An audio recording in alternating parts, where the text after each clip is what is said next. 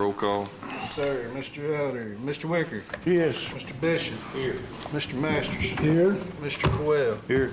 You have a quorum, Judge. I would like to take a moment of silence before we begin for Ms. Lois Vogel, Mrs. Miles, and Mrs. Scott, please.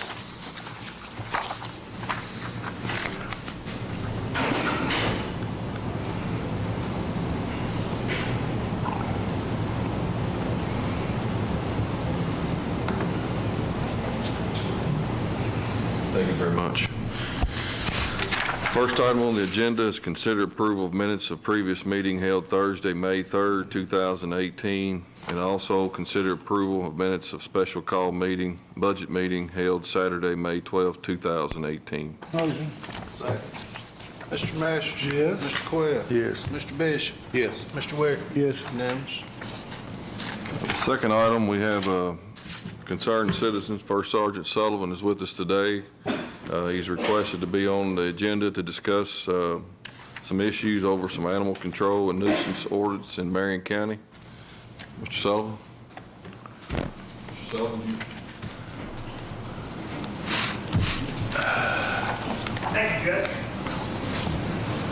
For whatever you don't know, I am First Sergeant Sullivan, retired at 41 years, started, been back here for 48 years. And I was proud while I was in the Army, traveled around the Far East, Germany, Southeast Asia.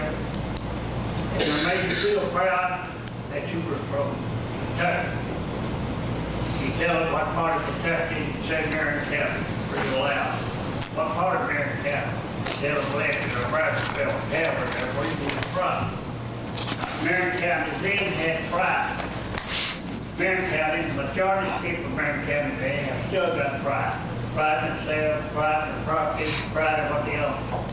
But you still have that certain percentage that makes that percentage look bad. People come through here to Kentucky, they hear a lot about Marion County. They go down the road, everything's like spick and span. Next thing you know, there's ash and trash, rusty cars, old trailers about to cave in on them, yard full of small children and dogs. They still have the stray dogs in this county. I know not every year gonna like the dogs run across the property. Well, the dogs are I'm talking about the ones they don't care nothing about. They've been running across the yard all their lives, everybody else's yard. I know all of you here, they rode the tractor across the field, hit a bunch of dog droppings, it stays with you for about 30 minutes. You go in your yard, it seems to be jump up and hang on to the tractor lawnmower car. You sit there in your lawnmower, hot and sweaty, spilling what that dog ate 2 or 3 days ago. Because you come by last night and said, well, I paid you a trip. Urinated all over your wife or your girlfriend's flowers, then wilted down and died. Wonder what's happened. She accused you of doing something to them. The truth, and so that's straight off. Again, let's get rid of a bunch of stray dogs in this county. About a week ago, I was going to go down there and Raleigh and grab a switch road. I caught that little hill. There's 8 dogs trotting down the road.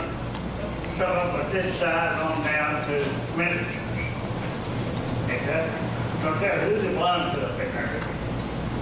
And you can see it all just about every place right on county out these country roads.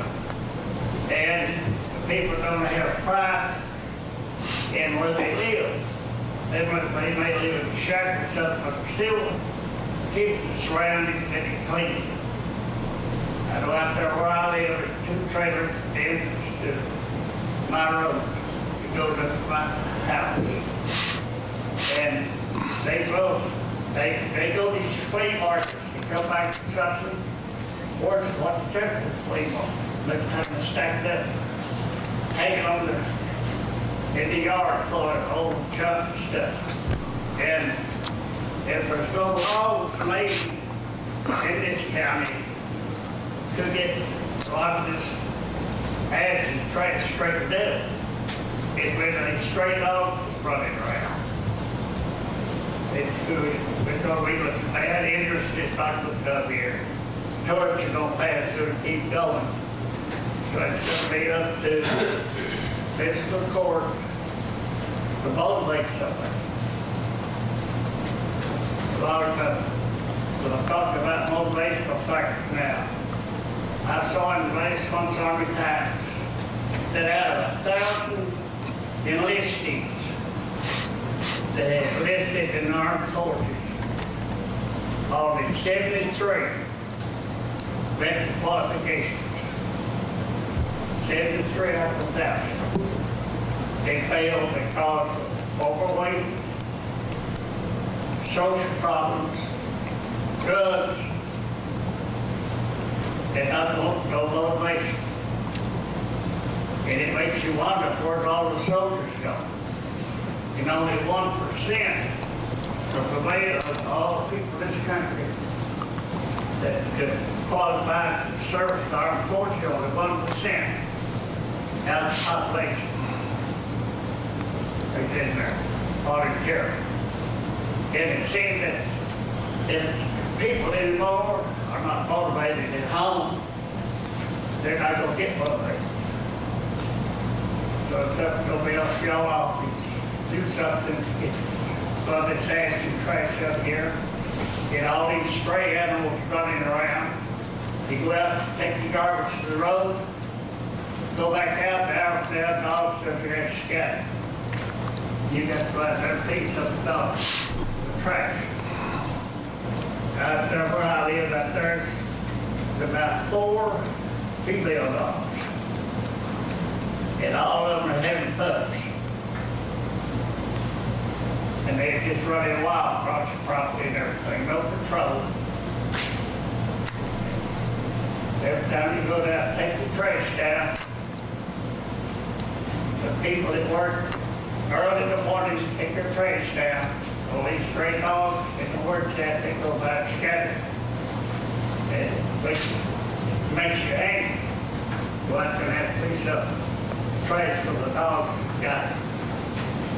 So I hope y'all will get motivated and give the county a break. Give us something going forward. That's one thing. Thank you, Mr. Sullivan. Sir. Appreciate you coming.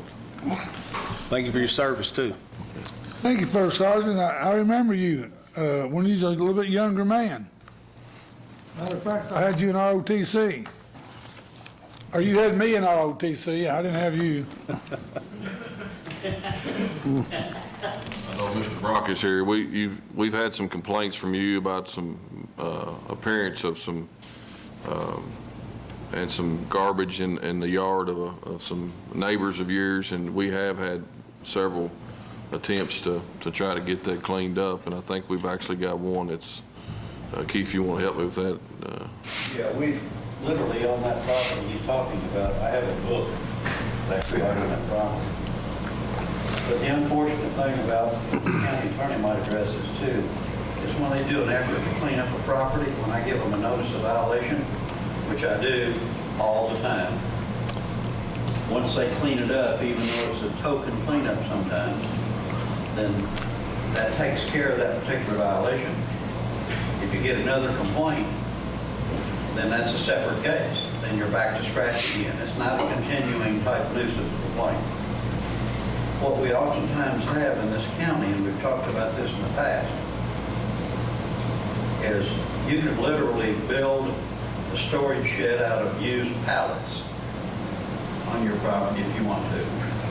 It might serve the purpose of being a storage shed, but it certainly doesn't blend in with the surrounding community and doesn't certainly look like the good property that surrounds it.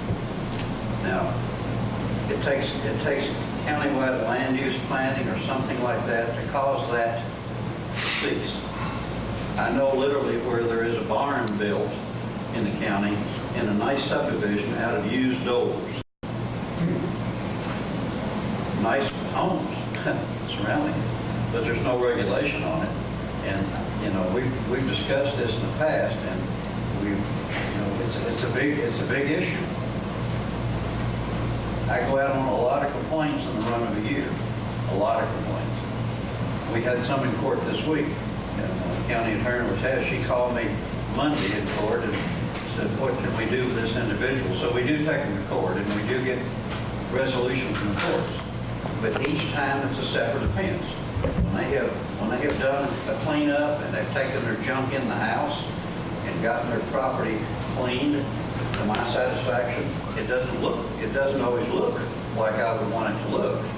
But we have no regulatory enforcement issues with that particular end of it. Only trash and debris. The dogs, I don't do dogs.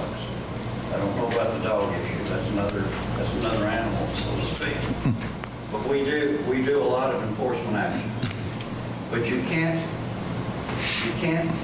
make everybody look like the neighbor.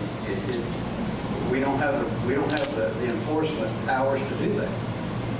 It's unfortunate. And we've said this in here before. You know, it's a can of worms. We talked about high grass at one time. I see a lot of high grass, and a lot of times I'll make the people cut the grass because in order to get the garbage out of the grass, they got to cut the grass. But other than that, I can't make them cut grass. So there again, you've got a comprehensive nuisance ordinance, maybe that's needed, or we need to discuss that more, and we need to talk about the enforcement of it and how we want to go forward, if we want to. But it's a big issue. It's a big issue. And we're a growing county. You know, the enterprise said we have growing pains. We said that we do. But it's unfortunate when you can have a real nice home, a real nice farmstead, a real nice piece of property, and then you've got a pallet house next to it. And we have so it's something the court maybe would want to consider. My end of it, I'll do the best I can, and I do that a lot, and Judge, you know that. You get every letter, Lisa gets every letter that I send people. Sergeant Sullivan has probably got a big file of letters that I've sent him on that property. But each time, they've made a token effort to clean it up, and it becomes a separate issue each time it happens. Do I quit taking complaints? No, I always take complaints and always go out on them. But I can't make the property look like the next door property because we don't have the regulatory enforcement power. Let me ask you this, Keith. You say each time's a separate issue. Yes. Is there a way that we can make them collective? Is there a way that you make it way? Collective, Like three. like, you know, the first one is But not, it depends on, I don't know, it depends on the level of cleanup. I mean, if it's cleaned up to his satisfaction, then Does it cost them each time when you write them a violation? Does it cost them? Does it cost them anything monetary or? No, Nothing other than labor to get it cleaned up. there's nothing like 3 violations would, 3 strikes and you're out type thing? yeah, It costs you a certain amount or something, you you'd know? automatically have to go to court. I mean, if I had him in court and had prorated time over them, once it was cited, that it would be a situation. County attorney does an excellent job with that. She calls me on these issues, and a good example. We had a roadside dumping issue this week. She called me Monday. I was in the judge's office and talked with her. She said, she's in court now. What can we do? And I said, well, the garbage is already cleaned up on the roadside. The inmates went out and got that, and I got a part of it myself, so it's gone. Because if you don't clean it up, it'll draw more garbage. And a lot of times it's a month to 6 weeks before it goes to court. Well, the individual can't go out and clean it up. So what we did, it was a $250 fine, $250 fine, and $158.50 court cost. We probated $150 of it. So it was actually a $100 fine and $158.50 court cost. So people are fined once it goes to court. But if they make a real effort to clean up the property, once I give them a notice of violation, then it don't go to court. Then the case is closed. And when I get another complaint, I assign another number to it, and we're back to scratch again. So that we might want a 2 or 3 strike you're out type thing. I mean, that's fine. Yeah, I believe if it's keep continuing to happen, there need to be something that is not a separate issue, then you can actually take it to court. Because, I can't do that with the current. yeah, I know what you're saying, but some kind of monetary, If it's not a, change all that. if it's not a health issue or a safety issue and they just got junk sitting around, there's nothing illegal about that anyway, is it? Let me tell you about that. Talk about that. Because I worked at the health department, I was the environmental. They're really limited on what they can do. In fact, we have one in court now, that the health department environmentalist came by and wanted to know if I would help them with it.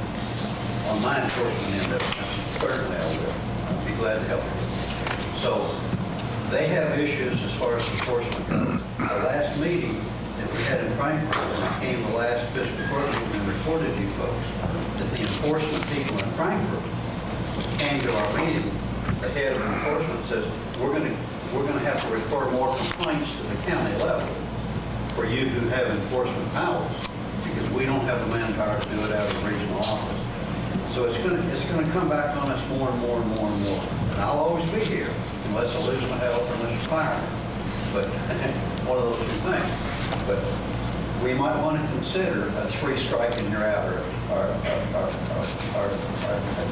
2 or 3 tiered fine or something. But that's something that the county have to look at with the court, because I get a criminal summons form, and the reason I do that is I get a criminal summons form and they set a court date, and if they don't show up to court, then the judge issues a bench warrant for their arrest. That's pretty good deal, because they at least have to show up in court. And they really do a good job in enforcing that, but we can't fill the court up with cases either, then that becomes really labor intensive. The other thing for Mr. Sullivan regarding the dogs, of course, we don't have a countywide lease ordinance, but there is a statute that addresses, I don't think you can hear me, but there is a statute, Mr. Sullivan, that if you can catch the dogs out at night and you determine who the owners are, that the owner can be cited if the dogs are out at night. There's a statute that addresses that issue. Mr. Sullivan, can you hear her? Can you hear Lisa, county attorney? What they're telling you, Mr. Sullivan, is there's a statute that if dogs are running at night and the owner can get the dogs, they can be cited for having dogs running at large at night, okay? So, I mean, if you can determine and you can document that they're running at night and you know who the owner is, they can be cited for that. We don't have a countywide lease ordinance, but It's not only at night, it's even on the daytime. well, they can't be cited for daytime, but there is a statute for at night. But of course, you have to determine who the owner is. But for some reason, there's a statute if they're running at night. So it's a KRS statute. So, I mean, that's one way it can be addressed, but. Can you catch the dogs, Mr. Sullivan? Can you catch the dogs? I mean, they just have to be able to document, and so, I mean, that's something that we can look at. But you have to be able to determine who the owner is and verify that. That's not always the easiest thing. Nowadays, try to catch one, they take it to the. I mean, a photograph, like the property. Have you had animal control out there? Have you contacted animal control? Oh, yeah. Yeah, they've been Several out. times. I've got about probably 4 complaints here where they've been out. So, yeah, we have been out there. We know it's a problem. I mean, we talk about this about every year. It seems like we don't really address much on it. So maybe it's something that we do need to form some kind of committee to. I know the city of Lebanon has a nuisance ordinance, and they do have a leash law. maybe it's something we need to look into ourselves. Again, what you run into is manpower to do these types of enforcement. And, you know, it creates a burden, again, on the taxpayers as well. So we definitely need to look at, I know Greg Nugent's called a lot about an ordinance or two that surrounding counties have done. Washington County recently passed one last year about property that has been abandoned. You know, they're cleaning it up. Again, it takes resources to do all that, so. Between the different organizations, different clubs. You're exactly right. You know, if you pass an ordinance like Washington County did or surrounding counties, if you don't have the enforcement in place, then you just as well not pass it, because it does no good at all. If you don't enforce it, you're better off not to pass it. Absolutely right. Yeah. Absolutely right. Now, in our case, in Marion County's case, financially flush enough that we've always been able to do some level of enforcement on either dog issues or nuisance issues, environmental issues, because we have some people in place to do that. But one thing that we have to consider is going forward, we're increasingly, seems like, we're going to be on our own more going forward, because we've all been told that. I've been told that. And that's okay for my office. I'll do what we have to do, whatever it takes to do it. But you can only do what the law allows you to do, what level of enforcement you can do. And I do not have anything outside of trash and debris and stuff on the property. Let me ask you a question, Keith. This subdivision with the door, barn, or whatever you was talking about, is that a relatively new subdivision or something that's old? Or, well, let me ask this question. A lot of times, this is whatever, real estate sells a piece of property, they split it up, and they say all these Conditions. additions, these laws and all these things you can't do. Exactly what you're going to ask. They're gonna There's all go- these conditions in the sale of the property. Yeah. You can't have this, and you can't hang this, and you can't park this, but there's nobody to enforce it. Just the people themselves? It's their ordinance. I mean, I don't want, It's their ordinance, and the people have to enforce it, and they don't want to enforce it.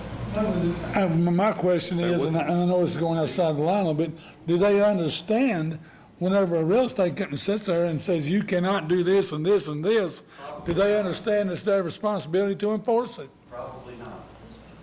Now, we've gotten into that as a court through the years. I've worked in this county 46 years, and I've worked with every county judge since Henry Smith going forward. We got into this with the road, the blacktopping the roads years ago. The developers would tell the people, say, we're going to knock off 6 or 8 lots back here, and then when you get 3 or 4, the county will take the road over. That's right. And, you know, I told the county back in Randall's day and Henry's day, I said, it's going to break the county if you don't draw lines in the sand somewhere. So people don't check on that. They just hear what they want to hear. They'll say, well, it's in my deed that you can't have a pallet house built next to your nice brick. Who's going to enforce it? Not me. The developer or the landowner. One last question on this, and I think I know the answer, but I've got to ask the question. Is there any enforcement that we can do, or anybody can do, that makes a real estate, masters in real estate, I'm going to say since I'm sitting here, that says you can't do these things, but you have to enforce that the real estate company's not liable? I think that makes a difference on, Even deed restrictions, Lisa, they're not enforceable unless it's civil. I mean, if they're recorded, it would be up to the landowner to file suit if they. They have to file suit. Lawsuit. They have to file suit. I don't think they understand that. No, they don't. Not.